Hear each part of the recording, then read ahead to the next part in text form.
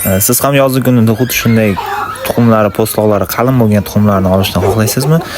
Va tovuqlaringiz xuddi shunday sog'lom holatda bo'lishini xohlaysizmi? Videoni oxirigacha ko'ring va biz siz bilan ratsionni ko'rib chiqamiz. Birinchi bo'lib biz kunjarani to'ldirib solib olamiz va uni ustiga suv quyib, yaxshilab uzoq vaqtga uyutib olamiz. Buning sababi kunjaradagi zararli gazlarni chiqarib yuborish maqsad.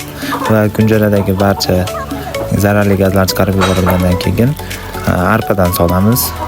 Bizning holatimizda 3 kilo kunjara, 3 kilo arpa, 3 kilogram xuddi shunday unli kepaklardan qo'shib olamiz va undan keyin bizga kerak bo'ladi makkaning maydalangani, undan esa biz 9 kilogramdan qo'shamiz va undan keyin bizga 9 kilogram xuddi shuncha bug'doy qo'shamiz. Shunda bizning ratsionimiz 1250 so'mdan kilosiga tushadi. Va bizni ko'rib turganingizdek kunjaramiz uyib, chiroyli holatga kelib bo'ldi. Hammasini tovoraga solib, yaxshilab aralashtiramiz va ratsion shu holatga keladi.